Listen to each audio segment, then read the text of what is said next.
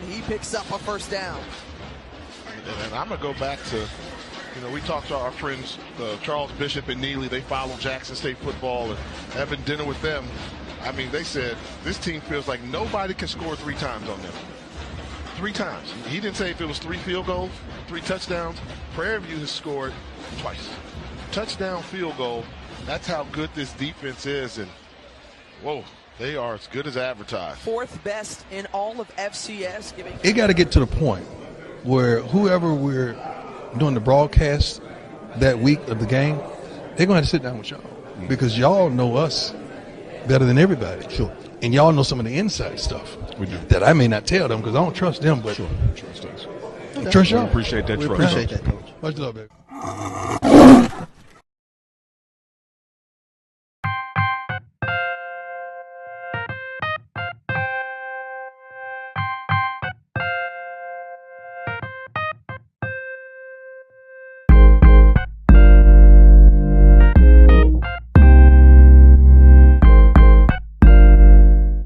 Hey, it's Warren Sapp, number 99 in your program, number 1 in your heart. Whenever I look for Jackson State or Coach Prime information, I go to the Pregame Show.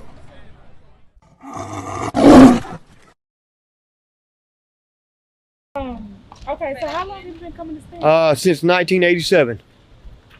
I've forever loved Stansburg because the people, they're real people. They help the community and their family own and operate. And the food, the quality, and service has always been phenomenal. And anywhere I'm at, I always recommend people to them. It's great food, and you get enough love for your money. If you need a good place to eat and you want a good environment to support the community and support the effort of the Jackson community, I recommend Superburger to you because, like I said,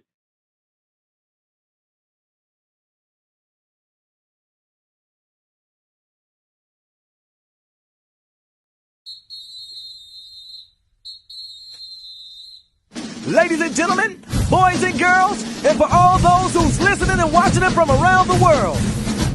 And we are now live from the corner of Dalton and Lynch Street. It's the show where we take you inside the game before the game begins. It's the Pregame with your host, Charles Bishop and Neely. So get ready because we pregame harder than the other show's party. It's the Pregame.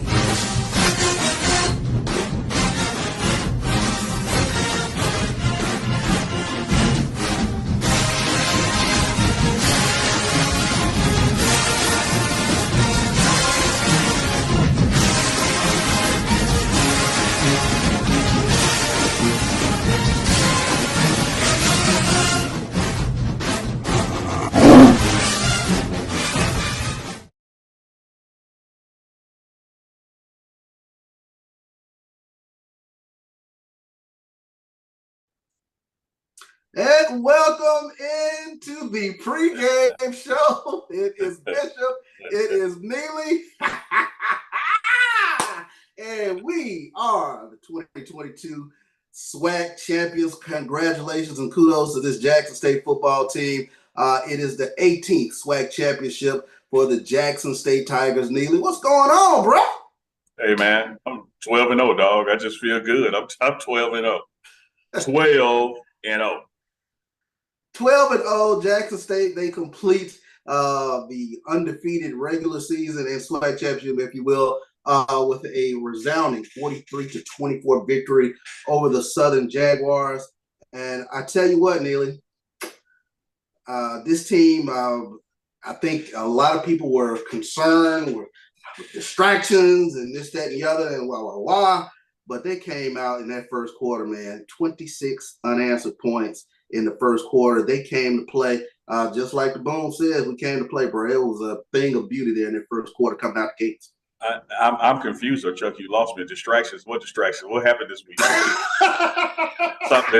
Did something happen? Were there distractions? I don't recall anything happen. I heard, I guess, like something to that effect. Chuck, hey, we're going to get into it, and we're going to unpack Coach Prime and the official announcement that he is moving on to Colorado. But you started the show off right. First things first, man. We are going to talk about the SWAC championship victory, 12-0, undefeated in conference, undefeated in non-conference. 11-0 going to the SWAC Championship, something that's never been done before. We kept setting records every time after 8-0. Kept setting records, and now here we are, 12-0, back-to-back SWAC champions. And Chuck, I guess this is the moment where I say I told you so, because I told everybody we were going back, and I told them we were going back on the backs, no pun intended, of the defense. And when you talk about that first quarter and that 26-0 lead, man, I know those are 26 points up there, but the defense kept putting our offense in advantageous situations all first quarter and even first half long. Yeah, I mean, when you take a look at it, I mean, the defense, they set the tone early in this game. Aubrey Miller was able to get home and strip sack. And I tell you what, the wheels on the bus, they got the rolling early, man. Yeah. And it was just the right, tempo, just the right, whatever it is you want to call it in terms of getting going for Jackson State. And I tell you, the stands were rocking, the sideline was rocking. It was a thing of beauty, man, watching the defense come fly around, and they've done it all season.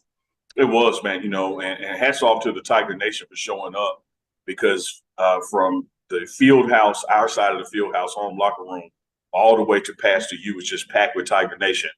Southern Jags really didn't show up like they're typically known for. I know they were just coming off a Bayou Classic. I also know they were coming off losing us 35-0. And then even the people who did show up, first quarter, they were like, damn, why did I come? Because it just looked like, oh man, that maybe everyone in Baton Rouge was thinking the rain in that 35-0 slowed them down, but they were thinking, damn, well, maybe it slowed them down too, because it was 35-0 in the entire game. Now it's 26-0 in the first quarter, and getting it done offensively and defensively. But hats off to them. They were able to make some momentum runs in the second quarter, and the game really tightened up at some points. A bounce here or a caught pass here, and you had a ball game. But that first quarter, man, it just took the life out of it.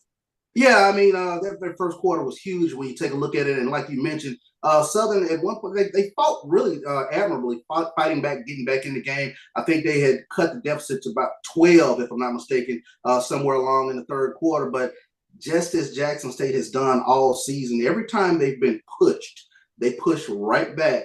And when they had to get a score, they went back and got a score. Yeah, this is not the Carlos Brown show. Hats off and salute to our guy down in Baton Rouge, Carlos Brown. But I just wonder why Southern hadn't made that quarterback change before that game, because he really was a spark in them getting back in it and having a chance. You got in that third quarter and they were going deep ball, QB draw, getting that secondary and linebackers to back up and then gashing for a run. They were on to something special then, but it was almost like too little too late, because we would get the ball back and then do our thing, and our defense was really just pounding them and just production at every level of the field. You had defensive tackles getting in the backfield. You had linebackers making tackles for losses, and then you had pass breakups and even interceptions. So the defense really just was undergirding that offense and putting them in situations where, we can relax. If we score, if we score, fine. We're trying to score, but if we don't, our defense keeping them from scoring. So nil. Yeah, and you mentioned Glendon Bubba McDaniel. You've heard from a lot of Southern faithful in regards to why didn't we see him during the course of the season. Who knows what that answer might be, but he did a really tremendous job, I think, of moving the ball and getting Southern into the end zone. And, one of the questions that a lot of people have asked is, do you prepare for a third string quarterback? I mean, I think there was some things where you prepare for certain people on film, but here's a curveball, if you will, and you kind of have to get used to what he's doing and what he was able to get done. Well, when you have film on those backup quarterbacks, or those backup quarterbacks get playing time, defense under Dennis Thurman, yes, you do prepare for them. You scout them and know what they bring to the table should they get in. If Neely's wearing number 8, he likes to pass, and Chuck is wearing number 16, he likes to throw. When you see 16 come in the game, you kind of adjust the defense. But this is a situation, Chuck, that really we've had to prepare for this all season long, because what did we have? 11 games, regular season games, and I think 9 of the 11 regular season games, we put the starting quarterback out the game. Yeah. That's a great point. Think about that now. Yeah. We played 11 regular season games, and in 9 of those games, they had to switch quarterbacks. That is that's a little known but amazing stat. And when you start talking about the superlatives of this defense, but 9 out of 11 games, they made you go to the backup quarterback in some fashion. So that's an amazing stat. We look at the offensive numbers. Quarterback 1, Shedeur Sanders, he was 30 of 43, 320 yards, 4 touchdowns, no interceptions. I mean, he came out sharp as attack. We've talked about it when he's in rhythm. When the ball is coming out of his hands, he's as lethal as anyone out there. Most completions in SWAC championship history. It came in and was able to get those numbers, and the touchdowns, the yardage, all those kind of things were kind of off as far as chasing a record, if you will, because under Bruce Eugene Bruce, what the hell his name is, people had them 2 last names, you don't know what to call them. He put up a couple of SWAC championships over 600 yards. So when you got to halftime, you kind of knew, well, probably not going to put up those yardage numbers rushing or passing, but the game is in control, and there's some other things out there. I really thought for sure that the points records, which was 49 points scored in the SWAC championship, and even the attendance record, which was right at 51,000, which was us last year in the SWAC championship, I really thought those 2 records would fall this past weekend. But for whatever reason, the Southern fans didn't pack their side, and we got it out. Got out of there with a victory. But I talk all the time, Chuck, about who's going to hit their averages and who's going to hold below their averages. And we gave up more points than we ever have given up all season. Yeah, all season. Yeah. However, Southern gave up more points than they have given up all season. So the contrast, the spread, if you will, stayed the same. Yeah, I mean, and when you talk about big plays in this game, Shane Hooks, 5 receptions, 104 yards, 2 touchdowns. Willie Gaines, he had 7 receptions for 76 yards. And Rico Powers, a lot of people forget Rico Powers, his production within this receiving room, but he had a big game, 6 catches for 73 yards. Hey, the receivers came to play and showed up and showed out. Yeah, T.C. Taylor, man, Coach T.C. Taylor over there, wide receiver room, he has those guys motivated, pumped, and has everybody ready because it may be your turn. When you have that kind of depth, that kind of talent, and you have a quarterback that can find different receivers and knows their spots and knows those depths that they get to, you just never know who's going to lead this football team in receptions in any particular game. You've always heard the Shane Hooks, but then here comes a Rico, or past week's midseason, here comes a Dallas Daniels, here comes a Willie Gaines. Remember in Tennessee, and even down in Mobile, you have Willie Gaines that makes a big play. So a lot of depth in that receiver room, and coached up by T.C. Taylor, who, as you guys know, is a legend quarterback at Jackson State and also a legend wide receiver at Jackson State. Most of his wide receiver records still stand. No doubt about it. We turn our attention to the defensive side of the ball. Hey, man, what can you say about defensive player of the game, Aubrey Miller Jr.? You're talking about a young man, had a sack, 3 tackles for loss. I mean, he flies around all over the place. He is the heart and soul of that Jackson State defense. Man, you've had games where this young brother, man, has gotten 17 tackles in the game. 16 tackles in the game, 15 tackles in the game, and then the emotional leadership that he is. And I'm sure everyone has seen on the Pregame Show YouTube channel when Coach Prime put a D on his jersey for dog. We don't have captains per se; they have L for leaders. And he said, "Hey, man, every dog ain't a leader, every leader ain't a dog. But I'm sending Aubrey out for the SWAC championship with a D on his chest because we got a dog that's a leader." And it was good to see him be recognized, as a team favorite, a player's captain, not just a coach's captain. And he delivered, man. That D was not falsely placed. No doubt about it. As if on cue, the fans in the chat, this stuff don't stop. They know what time it is when you mention Aubrey Miller's name. Yeah, hey, man, a shout out to Aubrey Miller Sr., man. He made he made me a hoodie, a T-turd emoji, don't stop hoodie with Miller time on it. I folded up and put it in Aubrey's locker so I could get it post game. And I say, Aubrey, what you doing with my hoodie? So, man, my dad got it back. Hey, Aubrey Miller City, man, bring my hoodie back, man. I know I got one on the way, man. Shout out to Aubrey Miller City, man. I mean, he shows up and shows out every game. And, while we're looking back at this game, and I want to make sure I say this, got to thank the Jackson State fan base in terms of the way they've showed up and showed out all season setting attendance records, being loud, really being into the game, especially third downs, paying attention. Being loud? You never say be loud. What do you call it? Full throat, man. They gave you full throat all season long. All season long. Full throat. Yes, indeed. I mean, it was a tremendous atmosphere, festive atmosphere in Jackson State. This is their 18th SWAC football championship. And now we turn our attention to the Celebration Bowl, where the Jackson State Tigers will take on the North Carolina Central Eagles. Man, stop playing. You know something happened between that. Hey, Chuck, you know we're just going to talk about the game. We got to talk about the game. We're going to talk about the game. Wednesdays we talk about the game. But then that's next Wednesday's show, the Celebration Bowl, man. Let's get into it, bro. Let's get into it. Obviously, big news around the country with regards to Coach Prime taking on the job at University of Colorado. Neely, what were your initial thoughts here? Well, it depends on where you want to start. You want to start at the end, start in the middle, start at the beginning.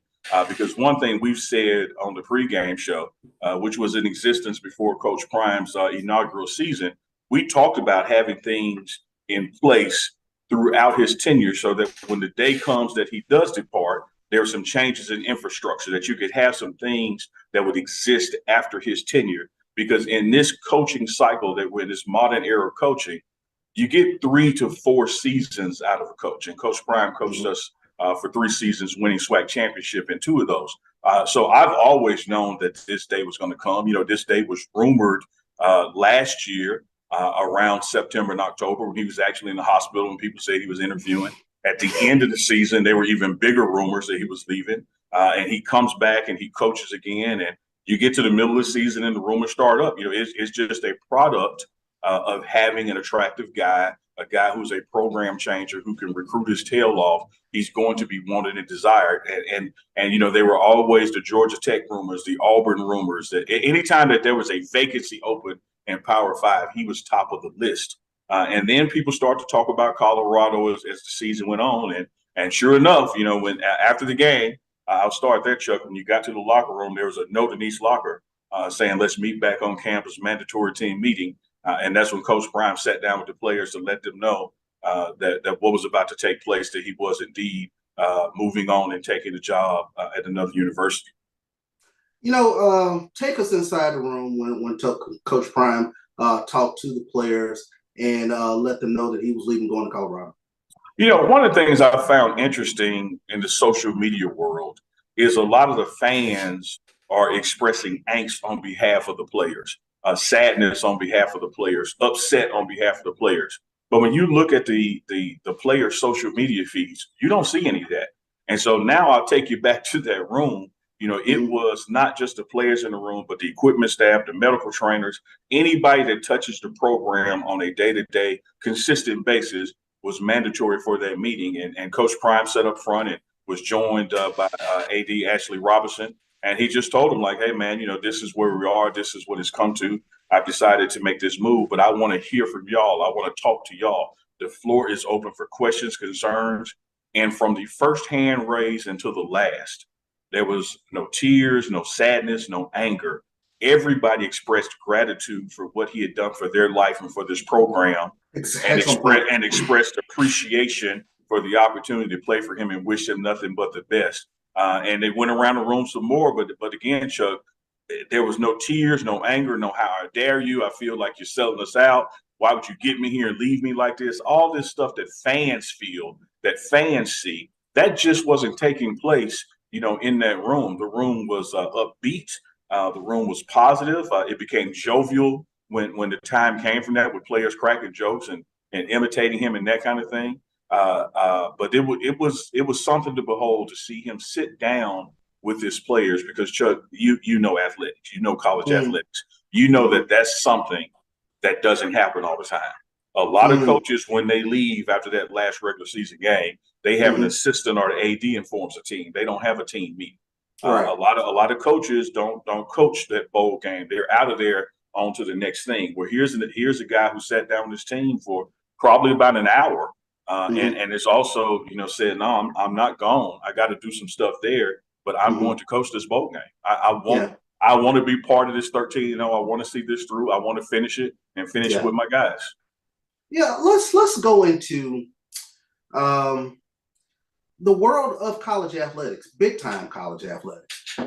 We see coaches move around all the time. We see it on the group of 5 level, power 5 level, and many times group of 5 coaches get picked to go to the power 5 and perform on that level. In this HBCU stratosphere, we're not exactly used to a power 5 team reaching into the HBCU ranks and plucking one of our coaches. Obviously, a tremendous amount of angst within the Jackson State fan base, but this is something, you know, out of the norm with regards to picking a coach in the FCS level, but it's not something out of the realm of what we see every day in major college football. Not at all. Let me start with this. Hats off to Ashley Robinson, as you like to say, Vice President of Intercollegiate Athletics. We all say athletic director, but Chuck go with the big words. Hats off to A.D. Robinson for bringing in a Coach Prime, for bringing in somebody who could do the things that he's gotten done here, bringing in somebody that Power 5s or even NFL teams would have wanted. And the key word in that for me, Chuck, is wanted. When you look at the history of Jackson State football, and we have a damn rich history. We have a great history tradition of Jackson State football. The last time we had a coach that somebody else went after aggressively was when Tennessee State came after Big John Merritt. And, you know, we all flood to Memphis and go to the Southern Heritage Classic, and we have this rivalry with Tennessee State. But people don't really know where the rivalry started. The rivalry started, because we had this up-and-coming, soon on the path to be legendary coach in Big John Merritt, and Tennessee State came and courted him away. And that's when the bad blood started.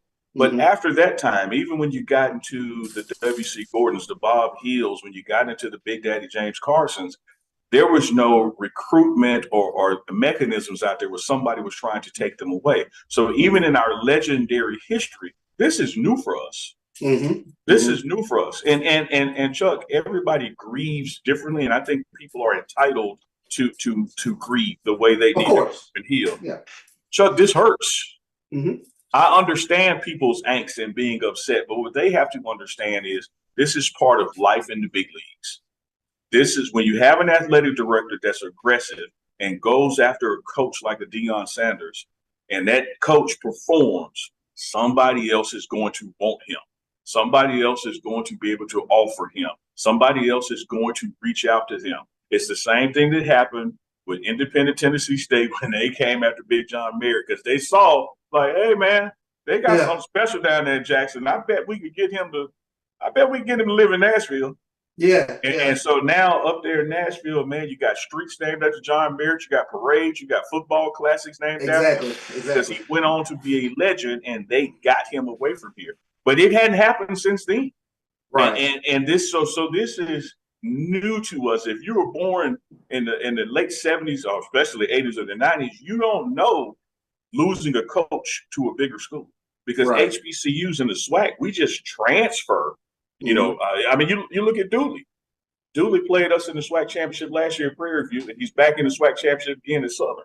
With Southern, exactly. You know, what can happen here is create a space where Dooley can go to a mid-major or higher if he chooses to, and open doors for not only where he's leaving, but take people up with him that upper draft. So it's a new thing for us, Chuck.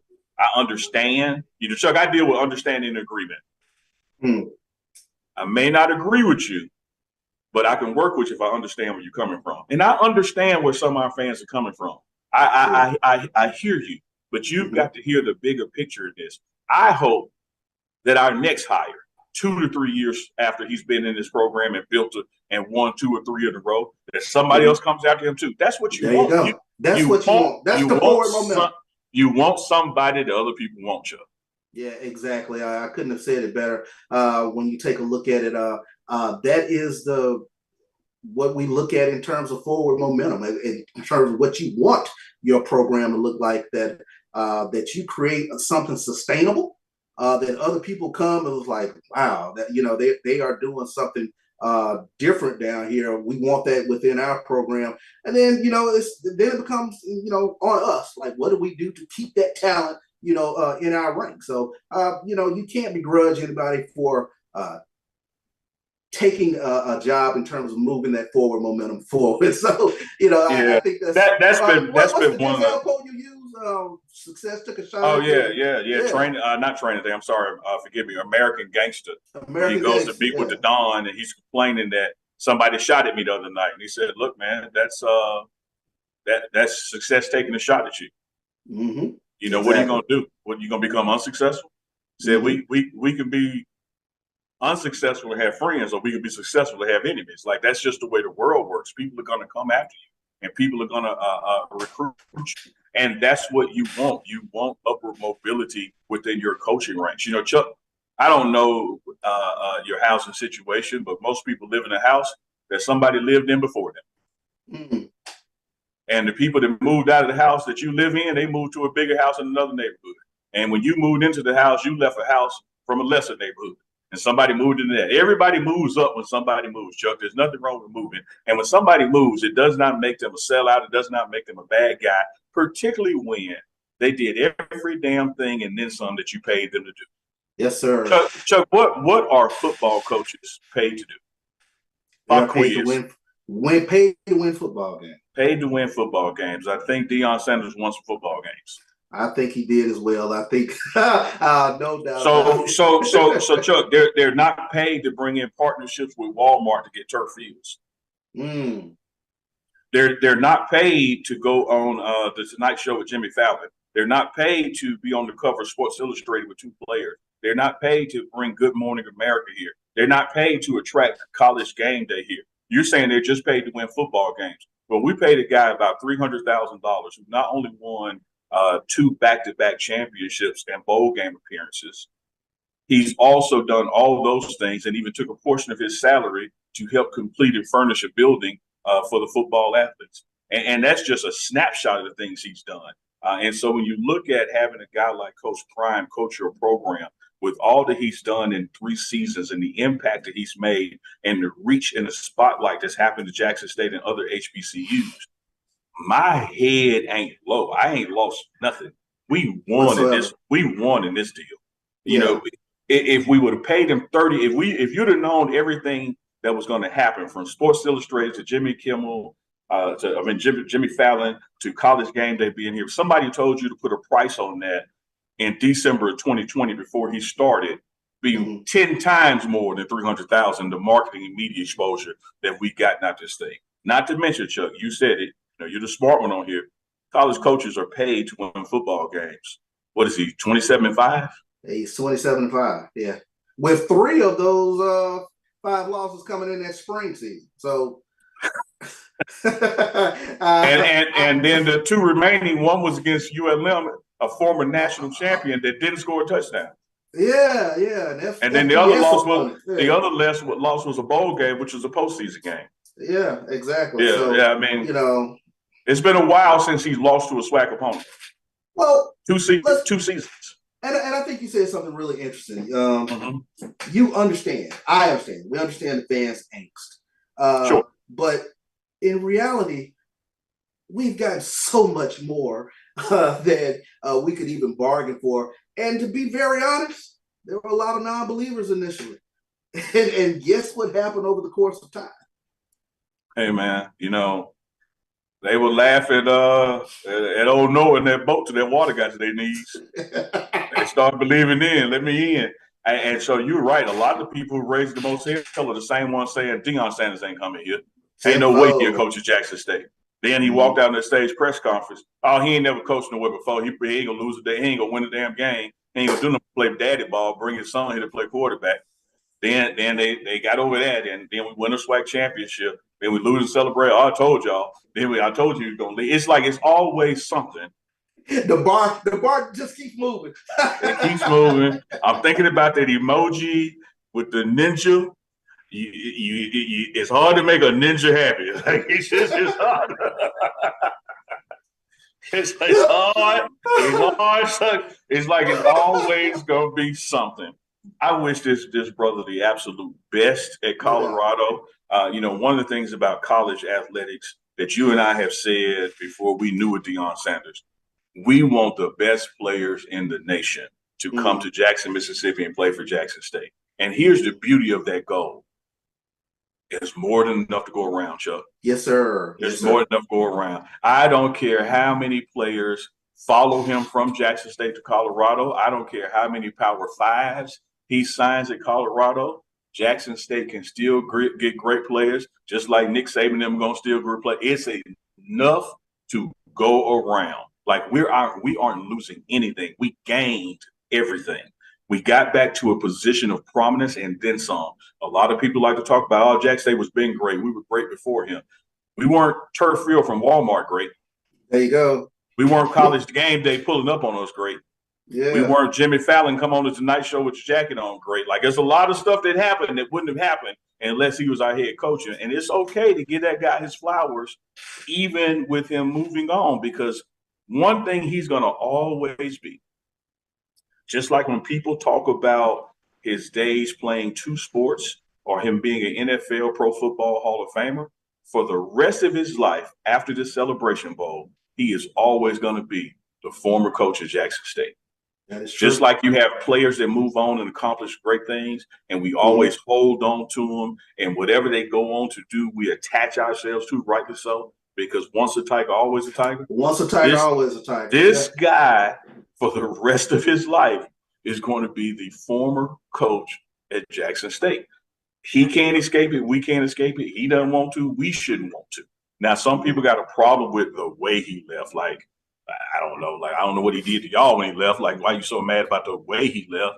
And, it's the same folks that's mad that LeBron didn't shake hands at the AAC with your son that had pink eye. Like, it's like, I see this little joker eye just dripping, and I don't want to touch him. And you're like, oh, I hate LeBron. LeBron came to Jackson, didn't touch my son. Like, I don't know what to do, Chuck. Like, this man brought his kids to the school and left 2 toes here and half his leg, and it ain't enough. No, apparently it's not enough, unfortunately. But I think, like you mentioned earlier, people have to go through their various stages of grieving, and at some point, you turn the page, you move forward, and you're thankful for the time that was spent, especially with the notoriety that Jackson State got over these past 3 seasons. It's irreplaceable, and it was a tremendous time, and you can't be anything more than just thankful, because I do remember what Jackson State football looked like before Coach Prime got to Jackson State. We can do that dance where we skip over the past 7 years. I get it. and think about this: when you talk about 7 years, with college typically being 4, that's almost 2 generations of college students that only know Jackson State to lose and suck.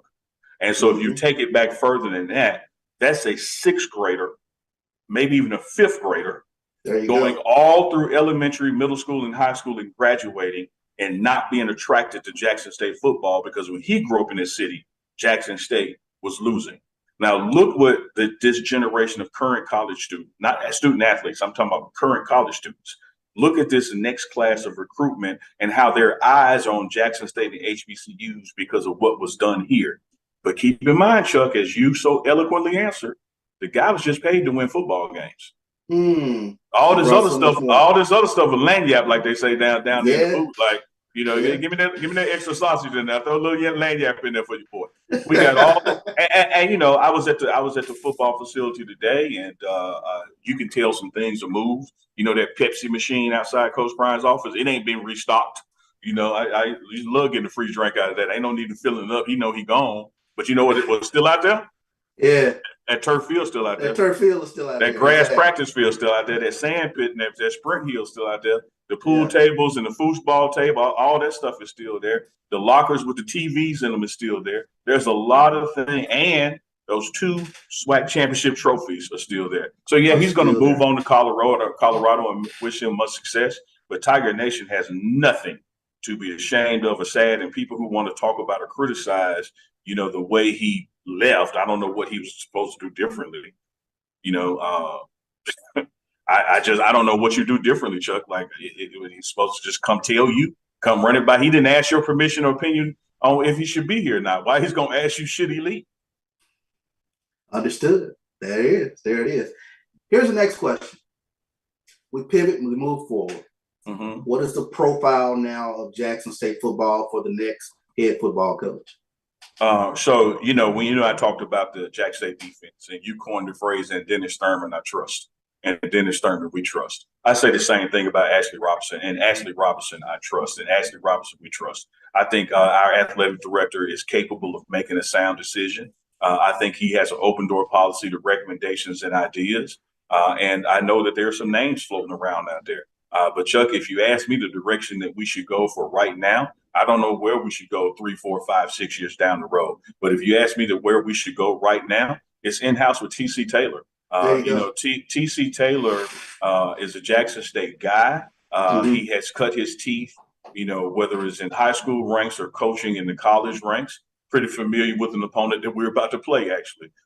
He's coached up and down the East Coast and offensive genius. Remember, he was offensive coordinator a while for that season last year with the SWAC Championship. And TC was groomed to be head coach of Jackson State. And I think he is at prime, no pun intended, for that position right now.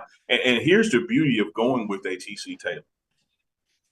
We cheered last year, that spring season, when a guy like Aubrey Miller in the transfer portal grad comes here. We cheered when a Niles Gaddy left Tennessee and comes here. That door swings the other way. It does. And one thing about the guys who are with us right now, for them to know that this program is going to have stability in the culture that Coach Prime has instilled in them, it will send a large message. Stay here. Stay. Yeah. No if we go with another person on the outside, I just say to Tiger Nation, as much as I trust Ashley Robinson in his decision making, should we do that? I think we need to be patient the first season, maybe even patient the next season, because it's going to be a hard reset. You can bring in a TC Taylor, we go 9-2 next year, and we right back to the SWAC Championship because we keep some of that talent because they know the culture is going to stay the same. You bring in a new guy, you're going to have an exodus. You're going to have some recruiting challenges. You're going to have some people got to see it before they believe it and buy in. And, man, hell, we might go 2-9. So, Tiger Nation, just pick what you want to be next year, and that'll tell you which way you should go. Now, where we're going to be 10 years from now, we can deal with that. But if you're talking about the here and now, man, T.C. Taylor is the man for this job. T.C. Taylor is the man for this job. He has paid his dues. Let's take a look. T.C. got some footage of him talking to the team today. Yeah, that's right. This morning's meeting.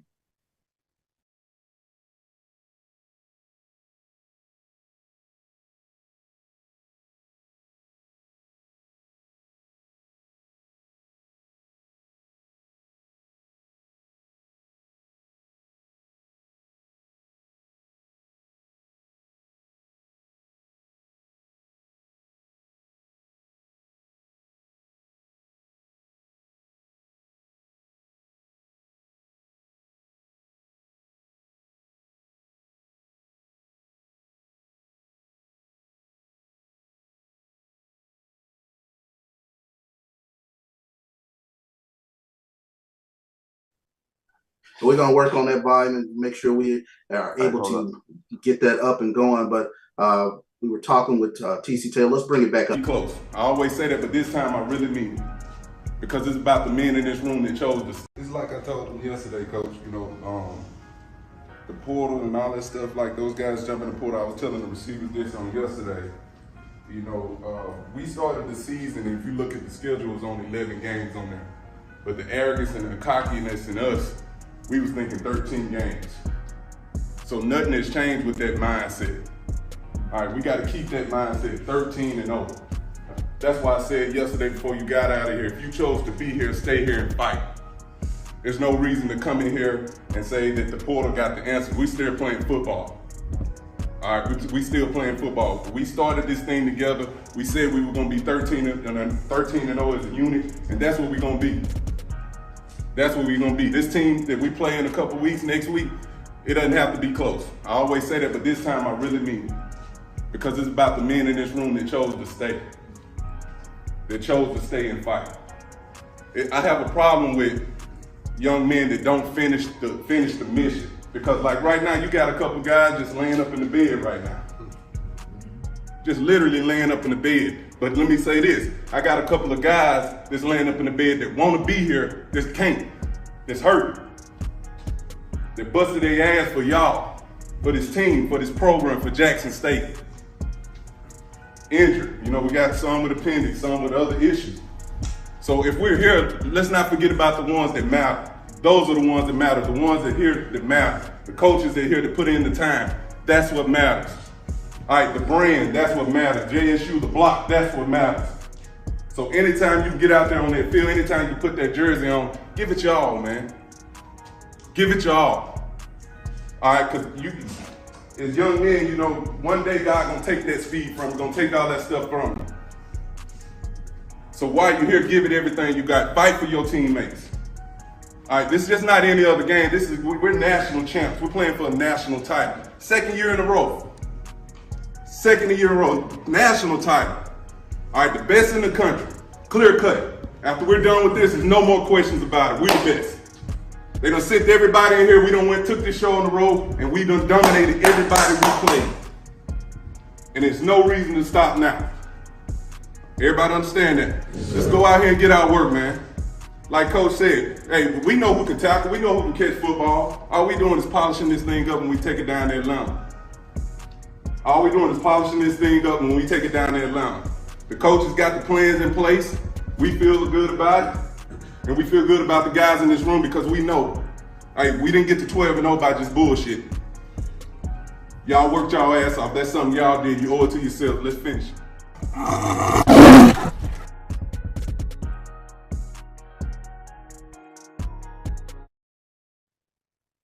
Pitch perfect tone, the brand, the block, that's what matters. He put it out there for us, Neil. Yeah, and like you said, man, you cannot bullshit your way to 12-0. You know, you cannot do it. It is hard to go undefeated, man. It is hard to hold people to 10 points or lesser game. It's hard to take a conference rival and hold them to 0 points while you score 35. These things ain't easy. And TC Taylor, I think, man, just in my personal opinion, I know that the process has to unfold. I know that, you know, the athletic department and Ashley Robinson are looking at folks and talking to folks. But sure. TC Taylor, in my opinion, being a Jackson State guy, understands that rich history and culture.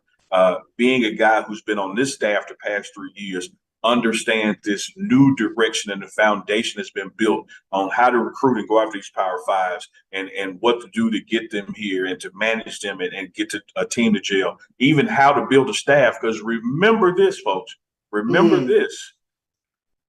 Before Coach Prime got here, it was Coach O and TC Taylor holding the reins together until Coach Prime's staff was developed. So they know how to build a staff and how to get these interlocking pieces to work together. And so I think that if you look at the best of both worlds, that TC Taylor's right to go. But Chuck, let me address something because I know what's out there, and I get it.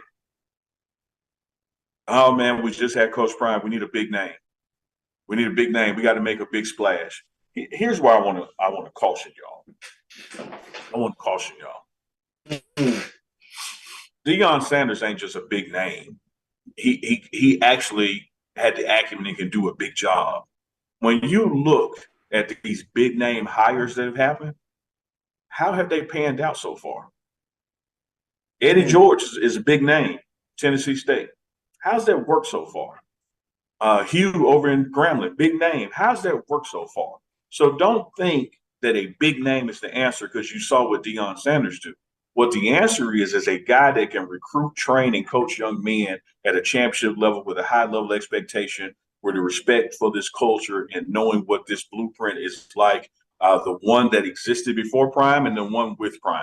And I think, Chuck, as it relates to keeping intact what we have going, in-house player-wise and recruits, because some of those recruits haven't pulled back yet. They're waiting to see who's going to be coach. And when they see this a coach that worked with Prime, they know that the tone and tenor is going to be the same. Man, TC has what it takes to get it done, man. He really does. Yeah, I stand in complete agreement. when you talk about somebody who loves Jackson State, who bleeds Jackson State, who is a Jackson State guy. And beyond that, he's beyond ready for this mantle, if you will, that is Jackson State's head coaching job. But we'll see how the chips fall where they may. But I'm going to throw one more log on the fire. We saw what happened last year right after, I think it was the Tennessee State game, somewhere in there, all the way through the end of the season. That was T.C. Taylor calling that offense. That was him installing that offense. That was his offense. Even now in this era, you know, coaching the receivers, you see Shedeur Sanders go by and talk to T.C. Taylor for some counseling on certain plays and what to look for. You see him involved in other meetings that Coach Prime wants him in on. And so just that tutelage and growth has happened the past 3 years, when keep in mind, 3 years ago, hell, he was ready then. How can he not be ready now? Do you think his skills have eroded under Coach Prime? Absolutely not. Correct. No doubt about it, man. I could not agree with you more when you take a look at the big word, continuity. Continuity with regards to keeping this program going. And, you know, Jackson State fan base is a hard fan base, but this man has the shoulders to take it on. So we look forward. And I want us to be mature in our thinking. I know that there are people out there that they got a problem with Coach Prime. There are people of influence that have a problem with Coach Prime, whether they are working at Jackson State or they are boosters or friends of programs, what have you. I ain't stupid, Chuck. I know that there are people that don't like Deion Sanders that have influence at Jackson State. I want to offer you this. Just because a Deion Sanders or even a Neely thinks TC should be the guy, and you mad at me or Prime, and you don't want to do what we recommended because you mad at us, don't do that. Be mature in your leadership and thinking. Make the right decision for this program, this fan base, and what we have going. Don't try to stick it to Prime on the way out the door because he thinks TC should be coach. I ain't gonna do it because that's what he wants. Let's not be immature as a fan base, as alums, as supporters, as administrators, whatever hat you wear in this process. We all come together as Tiger Nation. Let's make the right decision, an informed decision, and not make petty decisions. And we're going to all live with decision and get behind the 22nd head coach so we can get us another championship and another one after that. There you go. I mean, no better place to put a pin in tonight's episode than right there. Great words to kind of put a bow on this one, if you will. Like we said, Coach Prime is moving on to Colorado, and where we take this momentum that has been created within this Jackson State environment, within this HBCU environment. Let's see what happens. Let's see where it goes. So, any parting words, Neil? Those are great parting words, by the way. man, you put a nice little bow on my bow. But I tell you, this is my parting words. My lady brought me some Captain D's. I'm going to eat this Captain D's. Then she go get some Captain D's. That's what's going to happen. That's all I'm going to say about that. And on that note, it is Bishop, it is Neely, it is the Pregame Show, and we will see you next week as we preview the Celebration Bowl. Until next week, everybody.